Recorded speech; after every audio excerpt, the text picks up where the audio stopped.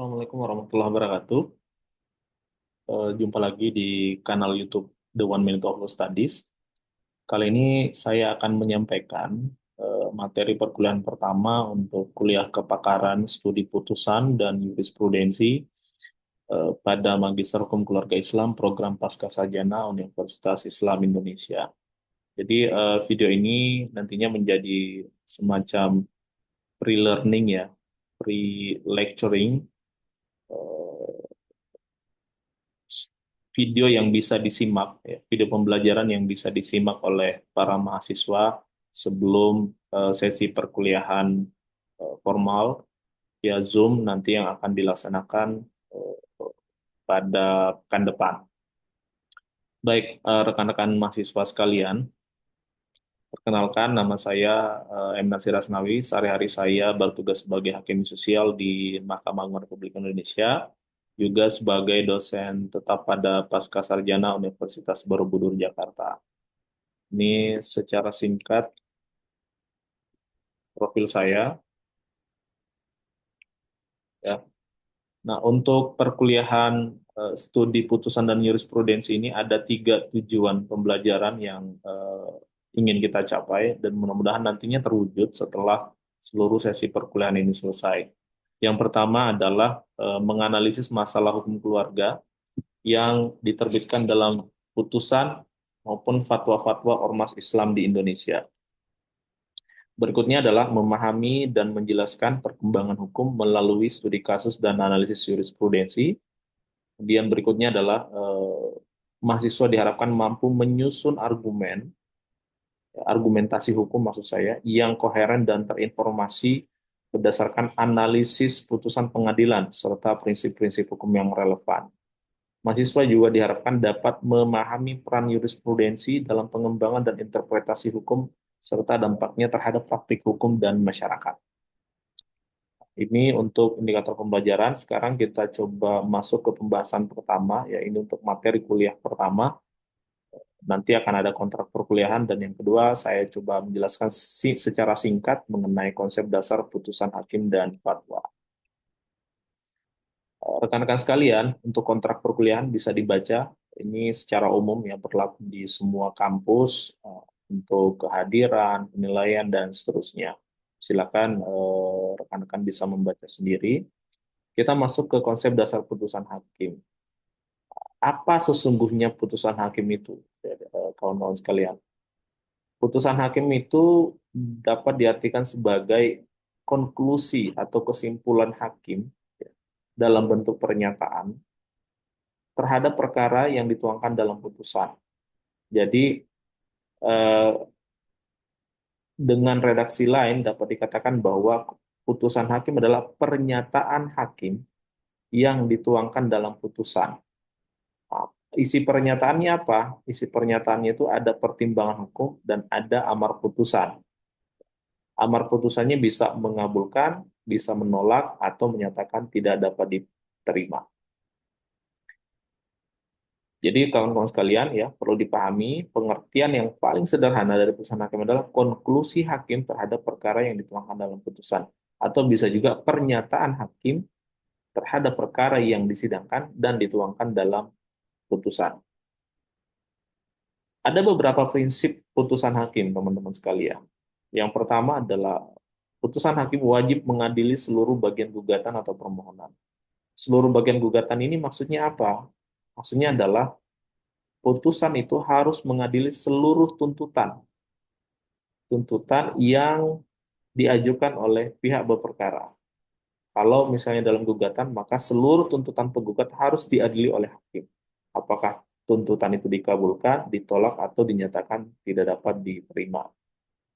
Demikian juga dalam perkara permohonan yang tidak ada pihak lawan, maka seluruh tuntutan pemohon dalam permohonan itu wajib diadili.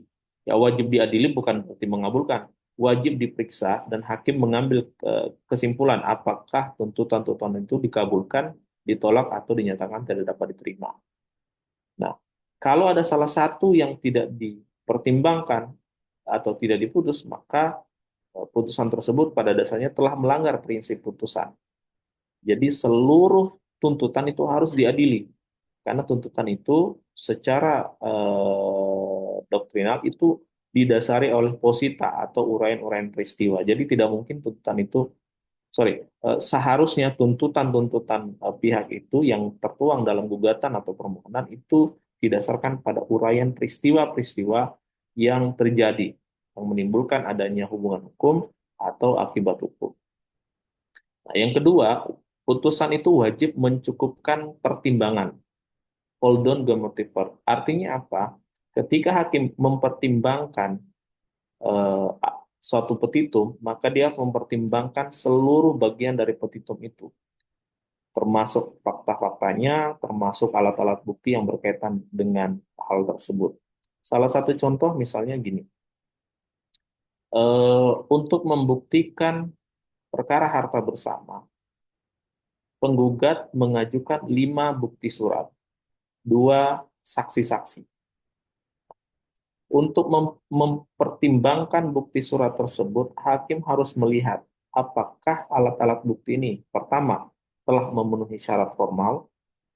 Ya, pertama, syarat formalnya apa? Dapat kalau bukti fotokopi dicocokkan dengan aslinya. Dan yang kedua, setiap bukti surat itu harus dinasahlen, harus dimateraikan kemudian. Jadi dibubuhi materai, lalu ada cap pos untuk pemeteraian kemudian. Kemudian setelah itu harus dinilai apakah substansi dari alat bukti tersebut berkaitan erat dengan eh, eh, materi pokok perkara. Misalnya, ketika mendalilkan eh, penggugat dan tergugat memiliki harta bersama, maka dia harus melihat alat bukti mana yang memiliki relevansi, alat bukti mana yang tidak memiliki relevansi. Yang dimaksud dalam konteks ini mencukupkan pertimbangan adalah kalau misalnya hakim hanya mempertimbangkan secara material 3 dari 5 alat bukti yang diajukan penggugat, maka hakim harus memberikan pernyataan atau penjelasan mengapa 2 alat bukti lainnya tidak dipertimbangkan. Nah, itu yang dimaksud dengan mencukupkan pertimbangan. Sama misalnya dalam perkara perceraian, kalau teman-teman sering melihat jurisprudensi, ada salah satu jurisprudensi yang menarik tentang bagaimana mencukupkan pertimbangan. Ada perkara perceraian di mana seluruh saksi yang dihadirkan oleh pihak penggugat tidak satupun melihat langsung pertengkaran penggugat dan tergugat. Yang mereka ketahui, penggugat dan tergugat sudah tidak pernah lagi tinggal satu rumah. Nah, Judex Fakti dalam perkara itu memutuskan bahwa karena penggugat dan tergugat tidak pernah melihat langsung pertengkaran penggugat dan tergugat, maka dalil bahwa rumah tangga penggugat dan tergugat telah retak itu tidak terbukti, sehingga gugatan perceraian itu ditolak. Lalu kemudian di tingkat Mahkamah Agung atau Judex Juris, pertimbangan Judex Fakti itu dibatalkan karena dianggap tidak cukup pertimbangan. Nah, padahal sudah dipertimbangkan ya, tetapi justru dianggap tidak cukup pertimbangan. Ini menarik. Kenapa? Karena menurut Judex Juris, penilaian hakim terhadap penilaian Judex Fakti terhadap keterangan saksi itu tidak lengkap.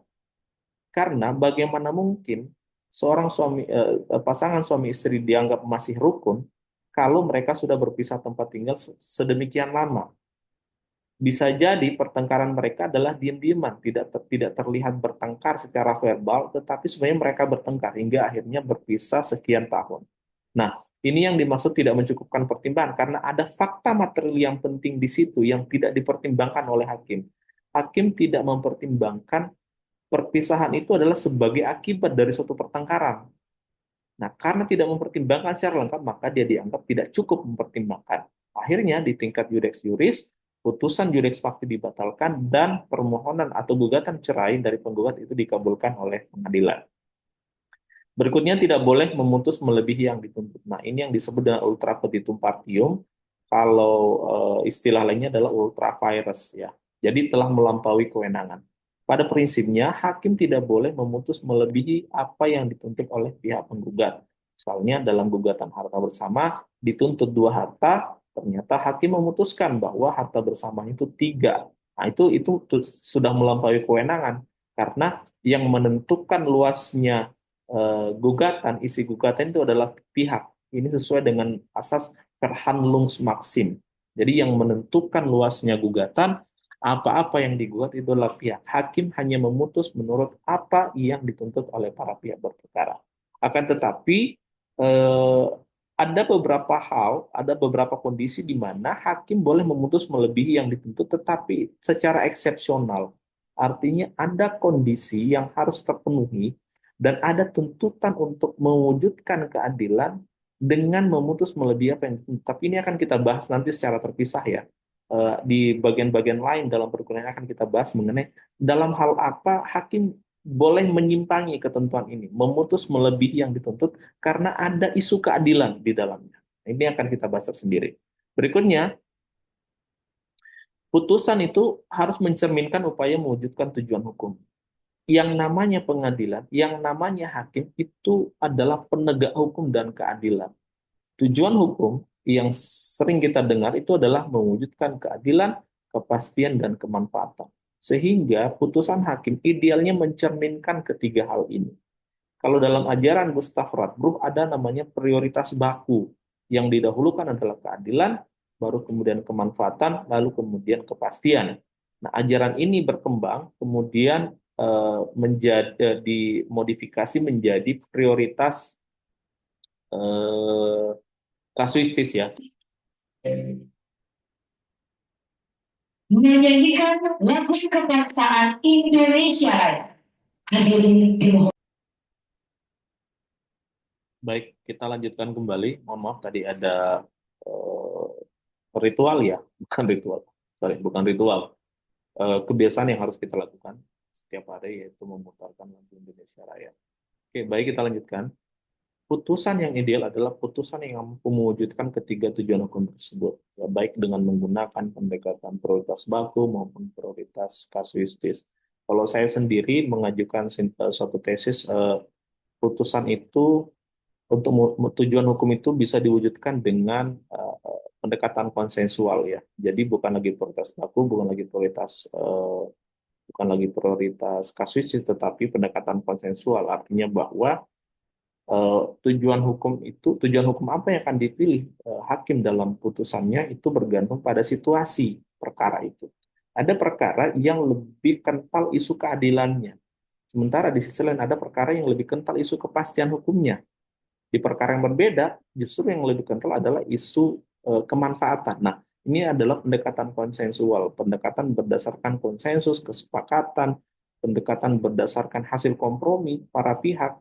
Kira-kira mana yang paling menguntungkan, mana yang paling bermanfaat bagi mereka, tetapi pada saat yang bersamaan itu tidak mengganggu tatanan hukum yang ada. Legal order, public order yang ada itu tidak terganggu. Nah, mengenai pendekatan konsensual ini saya bahas di dalam buku saya Pengantar Teori Hukum yang volume 3, Dialektika Teori-Teori Keadilan. Teman-teman bisa mencari di Google buku-buku saya tersebut. Nah, teman-teman yang berbahagia, bagaimana sesungguhnya struktur putusan hakim itu? Mungkin teman-teman sudah sering melihat putusan hakim ya, entah melihat di direktori putusan atau melihat langsung putusan pengadilan saat berperkara atau pernah terlibat dalam perkara. Kalau diabstraksikan ya, ada setidaknya 6 elemen di dalam struktur putusan hakim itu. Yang pertama adalah ada kepala putusan. Nah, kepala putusan itu ada nomor putusan tuh, nomor sekian 0001 garis miring PDT titik G garis miring PN apa garis miring tahun atau garis miring PA apa garis miring tahun. Lalu kemudian ada irah-irah demi keadilan berdasarkan ketuhanan yang Maha Esa. Kalau putusan di pengadilan agama itu ada apa namanya ya, ada Bismillahirrahmanirrahim, ada basmalahnya sebagai pembuka putusan itu. Jadi kalau di pengadilan agama itu Bismillahirrahmanirrahim demi keadilan berdasarkan ketuhanan yang Maha Esa. Tapi kalau untuk pengadilan negeri maupun pengadilan pun itu demi keadilan berdasarkan ketuhanan yang Maha Esa.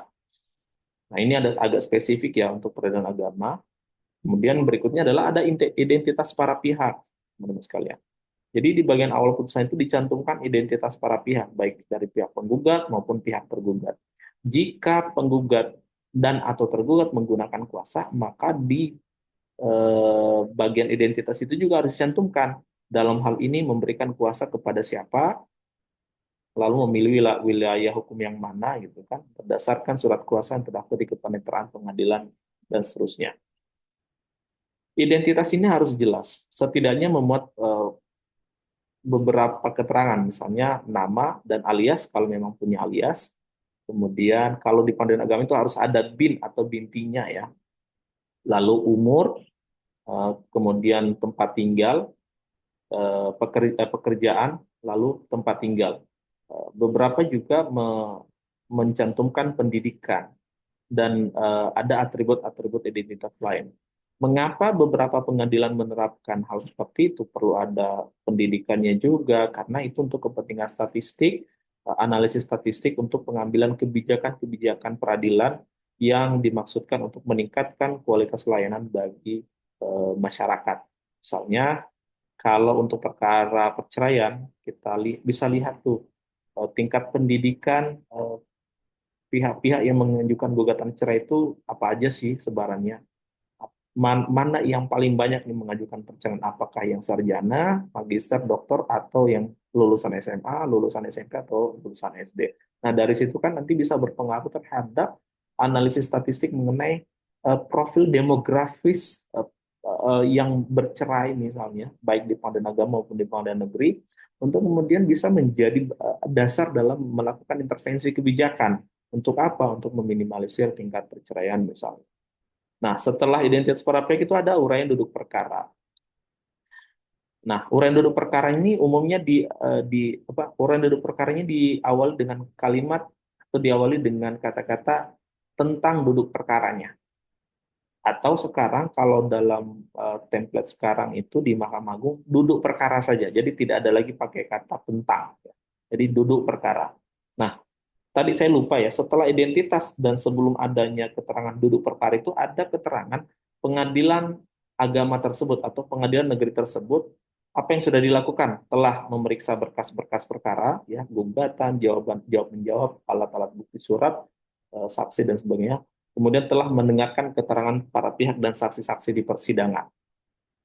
Itu jadi paling tidak ada dua hal ini yang muncul, karena itu akan menjelaskan menjadi gambaran, oh, pengadilan ini telah memeriksa berkas perkara, telah mendengarkan keterangan para pihak dan saksi-saksi di persidangan. Lalu kemudian tadi ke uraian duduk perkara. Apa yang dikemukakan dalam uraian duduk perkara? Yang dikemukakan adalah rangkaian persidangan, peristiwa yang terjadi selama pemeriksaan perkara, baik dari sidang pertama sampai dengan sidang terakhir sebelum pembacaan putusan, ya. Gugatan, jawab menjawab, pembuktian, ya, lalu kemudian kesimpulan dan seterusnya. Kalau ada pemeriksaan setempat juga dikemukakan, ada pemeriksaan setempat, pemeriksaan sita juga disampaikan di dalam duduk perkara. Nah, duduk perkara ini dikemukakan secara kronologis ya, teman-teman sekalian, dari sidang pertama, sidang kedua, tiga, terus dan seterusnya. Jadi tidak boleh lompat-lompat.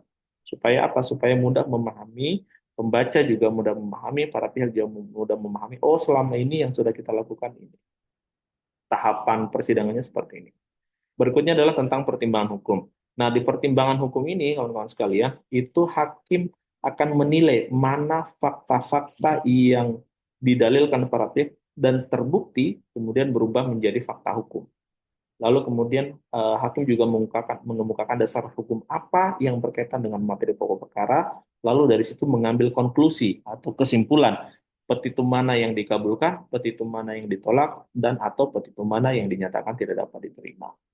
Kemudian hasil pertimbangan hakim itu akan terurai akan tertuang di dalam amar atau di keputusan. Ada yang mengabulkan seluruhnya, mengabulkan sebagian, lalu yang dikabulkan apa, yang ditolak apa, lalu kemudian pembebanan biaya perkara. Ya. Kemudian pada bagian akhir itu ada kaki putusan. Nah, kaki putusan ini memuat rincian biaya perkara. Sebelum rincian biaya perkara itu ada redaksi seperti ini. Demikianlah diputuskan dalam sidang permusyawaratan majelis hakim pengadilan titik-titik dalam sidang terbuka untuk umum oleh siapa sebagai ketua majelis, siapa yang jadi anggotanya, pada hari pada hari pada hari putusan mana dibacakan di depan sidang terbuka untuk umum pada hari itu juga dengan didampingi oleh dengan dibantu oleh ini sebagai panitera sidang dengan dihadiri oleh penggugat dan tergugat. Ya, penggugat sesuai kehadiran ya, dengan dihadiri oleh penggugat di luar hadirin tergugat. Kalau putusannya fair stake, dengan dihadiri penggugat tanpa hadirnya tergugat. Lalu ada kaki putusan. Kaki putusan ini mau rincian biaya perkara. Ya, termasuk di dalamnya ada biaya proses, lalu biaya pendaftaran, biaya proses, kemudian biaya panggilan, PNBP panggilan, kalau ada eh, pemeriksaan setempat ya biaya pemeriksaan setempat, atau pemanggilan saksi, kalau ada biaya pemanggilan saksi, lalu ada biaya penyitaan kalau ada penyitaan, kemudian redaksi dan lain. Nah, itu sekilas tentang struktur putusan hakim.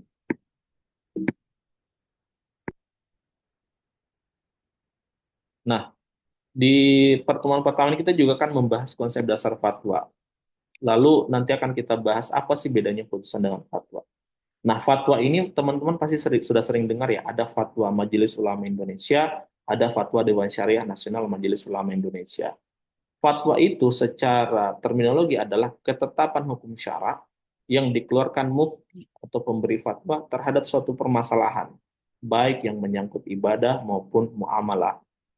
Fatwa itu dikeluarkan atas permintaan seseorang atau pihak atau lembaga mengenai suatu peristiwa khusus yang belum diketahui hukumnya dengan nas-nas syara.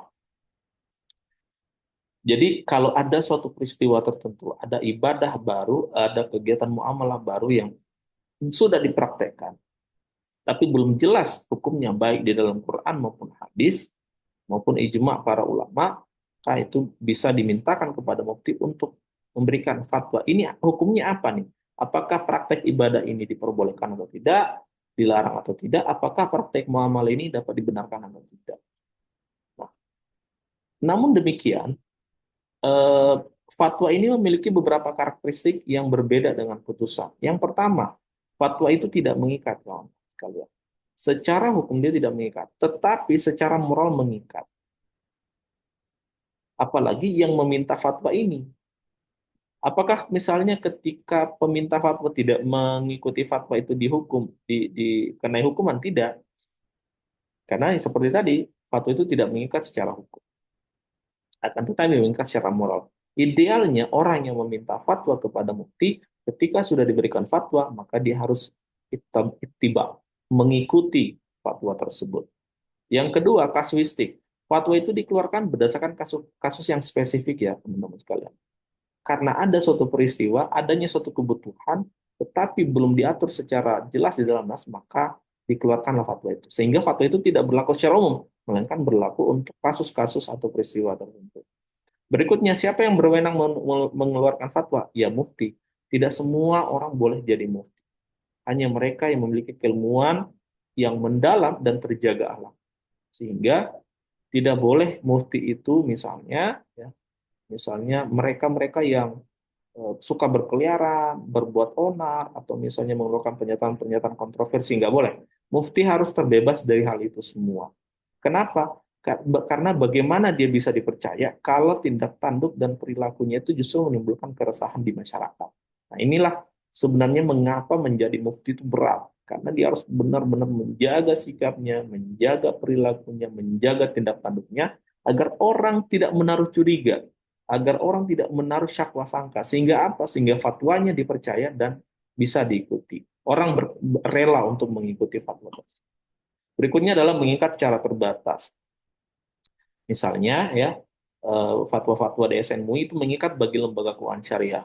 Contoh fatwa tentang mudharabah, fatwa tentang musyarakah, fatwa tentang iwan, fatwa tentang musyarakah mutanaqisah, al-ijarah, al-muntahiyah bil tamlik dan seterusnya, itu hanya mengikat bagi para pelaku usaha yang mendasarkan kegiatannya pada akad-akad syariah. Tidak berlaku untuk hal-hal lain, misalnya lembaga keuangan konvensional atau mereka para pelaku usaha yang mengimplementasikan bunga dalam kegiatan usaha mereka. Nah, kalau kita lihat nih, perbedaan putusan dan fatwa ini sudah saya rangkum di dalam matriks ini secara singkat, teman-teman sekalian. Pertama, sifat mengikatnya. Kalau putusan pengadilan itu mengikat para pihak, wajib dilaksanakan, ya. Sementara fatwa itu tidak mengikat secara hukum, tetapi mengikat secara moral. Nah, fatwa itu mengikat secara moral tidak hanya bagi peminta fatwa, tetapi juga bagi orang lain. Sehingga fatwa itu dalam beberapa konteks itu dia lebih umum daripada putusan pengadilan. Kalau putusan pengadilan itu apalagi dalam perkara perdata itu mengikat bagi para pihak berperkara. Kemudian subjeknya adalah putusan itu dijatuhkan oleh hakim, sementara fatwa dikeluarkan oleh mufti. Kemudian cakupannya itu mencakup sengketa yang diadili baik pidana, perdata maupun administrasi, sementara fatwa itu mencakup ibadah dan muamalah. Sebagian mengatakan termasuk juga persoalan etika itu masuk dalam cakupan fatwa.